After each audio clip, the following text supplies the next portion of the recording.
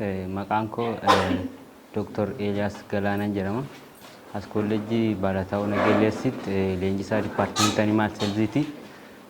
Haa ta'uuti guyyaa lamaan kana keessatti paakeejii interpiraayizoota torban dhufan irratti bifa gaarii ta'een deelsi goonee leenjiyaa turre. Duraan kenni paakeejii interpiraayizootaaf kennamaa ture paakeejii afuriin ture. Inni sun bu'aa qabeessummaan isaa analyze ta'ee gaafa ilaalamu agas bu'aa hin argamsiisne amma immoo isarratti paakeejii sadi dabalamuudhaan work culture development kan jedhu managementis quality kan jedhu kunneen dabalamuudhaan interpiraayizoonni keenya oomisha duraan oomisha sana bifa ammayyummaatti fiduudhaan quality isaa eegame ISO standard kan jennuun kan akka addunyaatti yookaan immoo akka biyyaatti barbaachisu standard sana irra akka gaaniif leenjiyaa turre jechaadha. Leenjistuu Ayinaalem Dajaneen jedhama. Leenjistuu kolleejjii Barataa Nagelleessiiti. Leenjiin guyyaa lamaan kana fudhachaa turre qabiyyee torba qaba.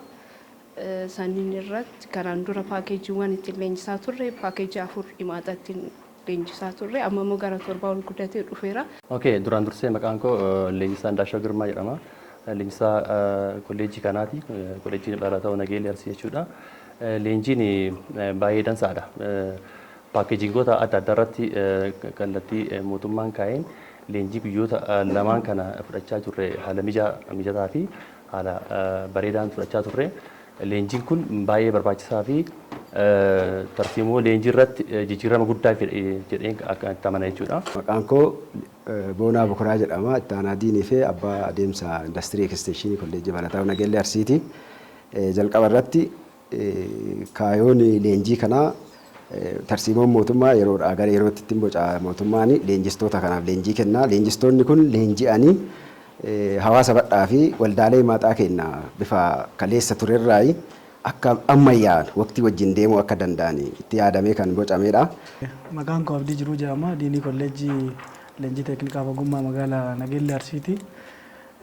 Leenjiin kun gaafa bocameeti naannoo irraa gara natti gadi dhufu kaayyoon isaa inni guddaan isa kanaan dura leenjii kennaa turre waldaaleen kanaan dura leenjii yeroo garaagaraatti leenjisaa turre itti quufama kan hin qabne ta'uu fi bu'a qabeessummaan isaa sagas hunda kan gammachiisaa ta'ee fi abdachiisaa ta'e kan hin taane waan ta'eef mootummaan naannoo Oromiyaa akka biiroo carraa hojii uumuuf ogummaa Oromiyaatti irra deebiidhaan leenjii kana abdeet godhee akka waldaaleen kun karaa itti quufinsa qabuun karaa bilchina qabuun leenjiin kun karaa skillful ta'een akka hawaasa bal'aa bira dhaqqabu yookiin waldaalee bira akka dhaqqabu waan jedhuun paakeejii kana dura ture isa arfan irratti dabalamee isa afur dura ture irraa gara paakeejii torbaatti ol guddatee paakeejiin haarawaa akka hawaasa bira gahuu fi hawaasni bu'a qabeessummaadhaan akka hojii isaa hojjetu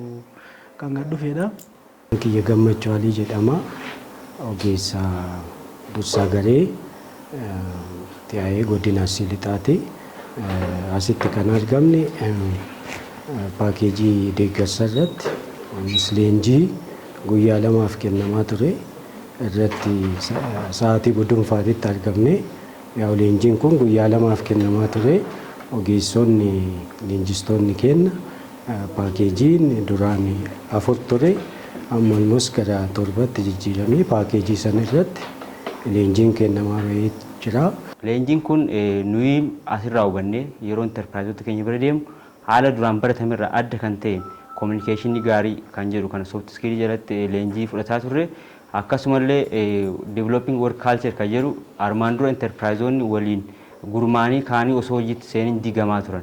Amma immoo kominikeeshinii gaarii akka qabaatanii working with other kan jedhu develop godhatanii wal faana akka hojjetanii oomisha isaanii bifa istaandardii ammayyaa qabeessaan hojjetanii akkasumallee teekinooloojiin deeggaramanii gara jaarraa addunyaa ishee amma keessa jiru kana 21ffaa kana wajjin akka karaan gochuu dandeenyu nullee sirriitti leenjicha irraa hubanne jechaadha. Inni bu'aan isaa immoo himaataan keenya duraan haalli itti leenjisaa turre qubsaa waan hin turreef kaa'ammaa kun irra fooyyeedha. Haa ta'u malee duraan kominikeeshinii fa'aa keessan turre. Kanaaf kominikeeshiniin sun immoo hojii keessatti guddina himaataa saniif immoo baay'ee murteessaadha waan ta'eef himaataa san haala gaariidhaan guddisnee gara guddinaatti yookiin immoo haala irra jiran irratti akka fooyyee qabaataniif baay'ee barbaachisaadha. Entrepreneurship training irratti packaging irratti work culture yookiin aadaa hojii irratti soft skill irratti ilaalcha soft skill akka develop goon leadership management irratti deebi'ee immoo qulqullina managementii sirna hooggansa managementii qulqullina qabu irratti fudhannee jirra. Leenjii guyyaa lama ture kana keessatti paakeejii deeggarsa tajaajila industirii ekstenshinii armaan dura paakeejii 4 ture keessatti bu'aa qabeessummaan isaa madaalamee ilaallamee sadarkaa naannootti itti dabalamuu qaba waan jedhu irraa ka'ee paakeejii deeggarsaa kana gara 7tti ol guddisanii leenjistootaaf kennamee leenjistoonni kun ammoo hawaasa bal'aa miseensa waldaalee kennaa magaala keessatti akkasuma aanaa irratti illee gurmaanii hojjetaniif deeggarsa yeroon gaafatu deeggarsa ammayyaawaa godhuu akka danda'aniif itti yaadamee paakeejii bocamedha. Kana dura hin leenjifna hin baha dhaqee leenjisaan tokko waldaa tokko bira dhaqee leenjisa jedhee deeba or kan sirriitti illee leenjisuus jira akkasuma bira ga'ee maaltu si rakkise maaltu sitti ulfaate jedhee gaafatee kan biraa deebi'ullee jira. Isa san maksee yeroo ammaa dursa qaawwa ogummaa inni qabu. Qaawwa ogummaa inni qabu san adda baasee egaa qaawwa ogummaa adda baasee waliigaltee leenjichaa yookaan tajaajila nu kennu san erga walii galtee raawwatanii leenjii kana karaa paakeejii amma bifa haarawaa ta'eetiin hawaasa bira akka dhaqqabamuufidha. Isa kana gochuuf leenjisaan mana keenyaa dura hubannoo gahaa qabaachuu danda'u qaba, beekumsa gahaa qabaachuu danda'u qaba. Kanaaf itti yaadameet leenjiin kun guyyaa lamaaf yeroo qaalii ta'e kana keessatti gadi dhaqqabee jira jechuudha. Leenjichi kun hawaasiin dura rakkoo waldaaleen keenya qaban fura jennee yaadna jechuudha.